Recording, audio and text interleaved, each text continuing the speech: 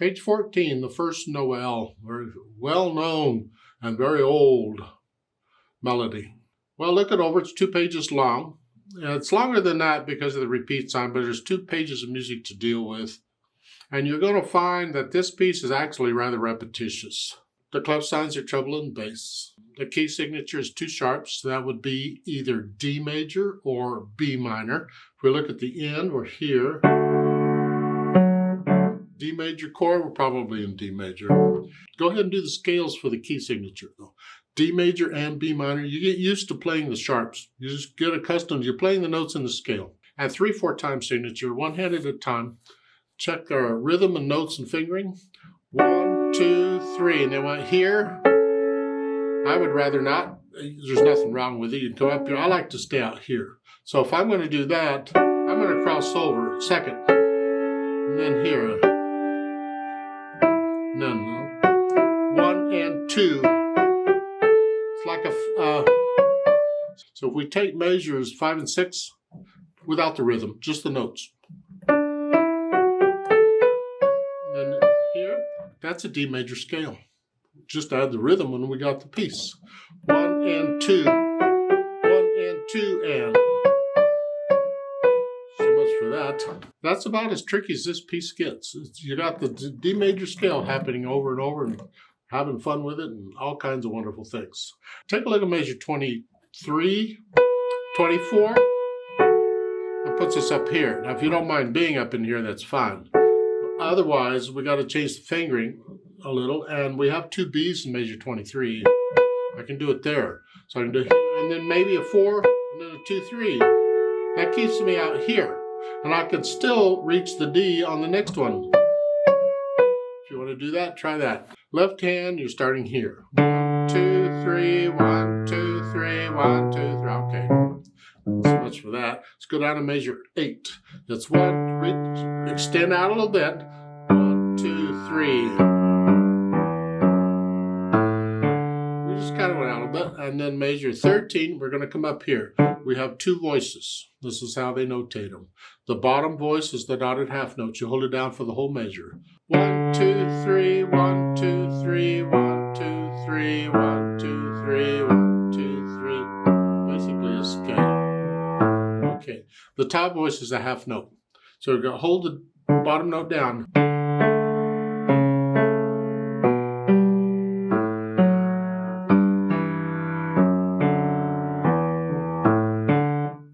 Now, I'm using a little more advanced fingering here. You can use a little finger on all of these. But I'm going 5, 4, 5, 4, 5. And this, hundreds of years ago, this was it, because they didn't use the thumbs. So if they want to play scales, they would cross fingers over fingers. If you'll relax, it'll do it. The black key's a little easier. You can reach it. And here, you relax. You may turn a little bit, but don't turn a lot. Just turn a little bit, and you come over.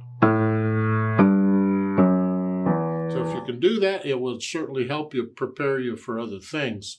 The better we can handle this fingering, the more freedom we have with the pedal. We don't need the pedal so much as a crutch, because they're using pedal here to help you connect this. But I don't need pedal. I can do it with the fingers.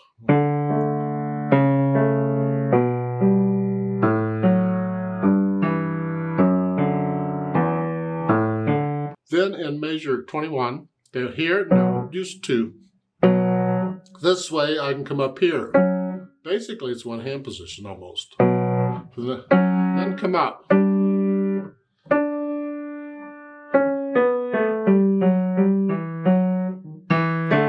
In measure 26, it's just scratch out 3. Now we're ready. There. So let's put the hands together and see what we end up with. And I'll hesitate at first. That's okay. I don't care. It's here. 1, 2, 3, and then here. And then here. Just nice and slow. And then thumb, 2.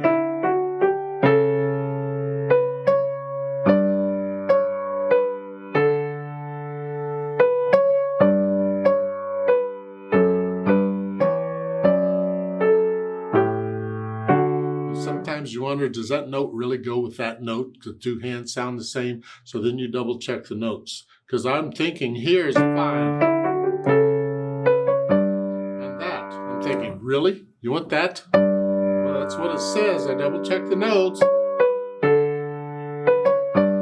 That's what they want. Okay, you did it, not me. Let's go down to measure 12. We're here. Now the left hand comes out.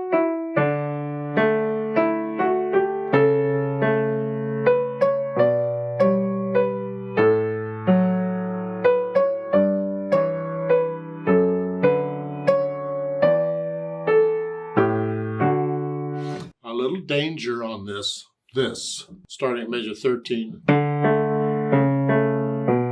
When I put the hands together, you'll tend to get a little tense because you want to hold these down. And you push down, push down.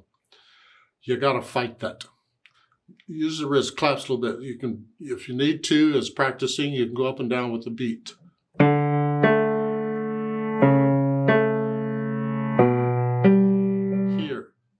To stay loose and relax, because once you push the note down, you'll have to keep pushing down. It'll stay down as long as you don't let it up.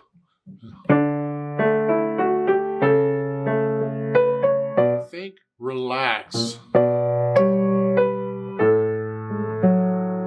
throughout all that. Now when you get over to measure 25, both hands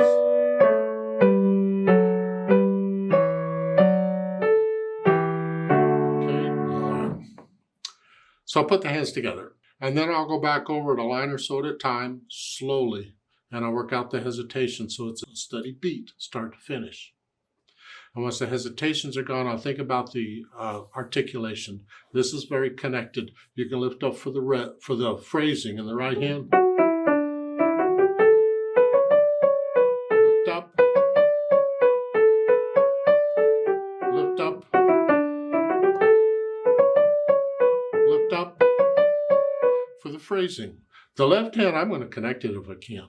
Then after the articulation, I add the dynamics. It applies to the melody, and most of the time it's the right hand. At the beginning, these dotted half notes, this introduction, it's both hands together. There's no melody. Softly, sort of sets the mood and the intonation, and now moderately soft. You see the MP legato? MP is moderately soft, mezzo piano. Legato is the connected. We already covered the connected part. This is.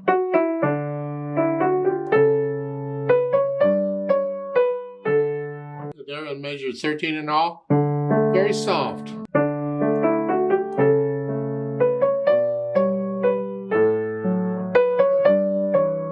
See? So we want to hear the right hand. Now in measure 20, here, so now loud. Here, the left hand's in the background somewhere.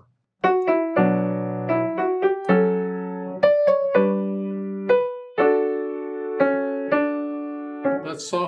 Now, the melody's in the right hand. This is harmony. Keep it back. Then you come down to about a moderately soft. Okay. So I add the dynamics. After the dynamics, then I think about the speed. There's lots of recording. It's just a gentle flowing speed, somewhere in the middle, not fast or slow.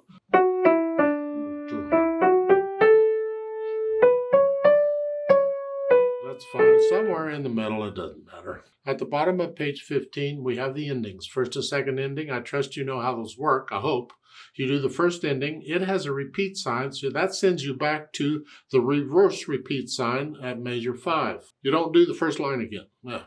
And then on the second time you play it, you skip the first ending. You do an ending according to its number. You do the second ending and it finishes it all. Now let's talk about this pedal. They're using pedal at the beginning for the introduction, and they're using pedal in the middle to help you connect the notes. Because the idea is if you're going to use pedal, why are you using it? If you don't understand why you're using it, you're probably better off not using it at all. And we learn it without pedal. We make sure the fingers are doing everything they're supposed to do first, before we add the pedal. That way we can really understand the difference in the sound and the effect. How you use pedal is part of interpreting music. It's going to be like pedal. The notes go down first and then the pedal. I want to start the sound before the overtones. And each time I change the pedal, it's after I play the notes, so it overlaps just a little bit. This ensures there's always sound. But in measure 4, I'm going to lift the pedal with the hand because I want a little silence before I go on. So the notes first, then the pedal. Change it after you play the notes. Lift up. And we don't pedal any of this. And then on measure 13, they're suggesting it. Let's see what it sounds like. We'll try it first. It's the same thing, overlapping pedal. Put it down after you play the note.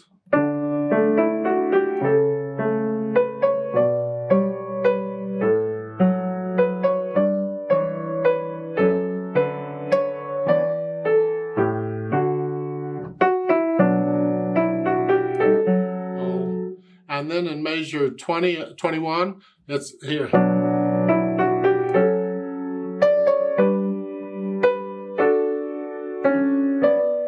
There.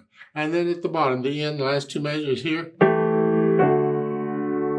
Yeah, the beginning sounds good, the ending sounds good, the middle, no. I don't want that. I don't want that. That just ruins it to me. So in my opinion, if you can play this part without pedal, please do. I like a clean melody. I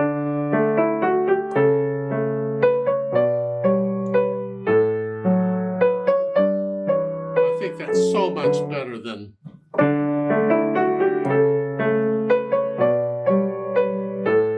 That's just yuck.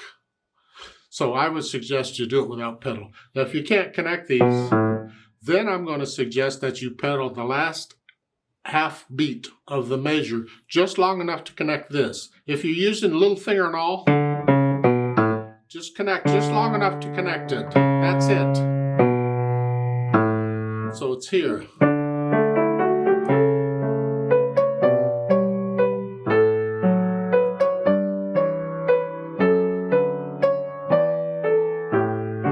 The melody stays clean and you connect the left hand if you're going to use a little finger and all of it. I prefer 5-4-5-4-5. That if you can do it. Now on measure 21 here.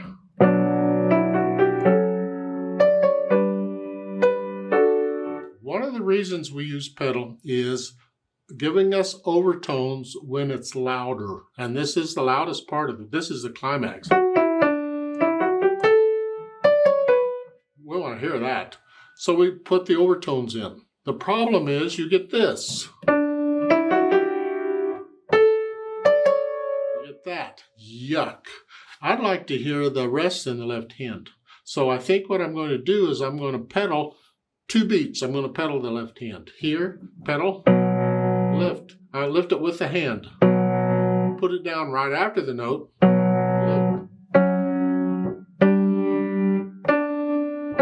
And then in measure 24, lift right after you play the C sharp. Right there. You don't need it for that.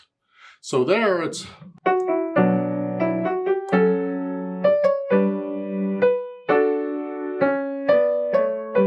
That way I get a clean melody. Now if you don't like the sound of the rest in the left hand, I don't know why they didn't make them dotted half notes. Seems like you could. Because it's that. But no, they left the 8th notes by themselves. In that case, I'll do it too.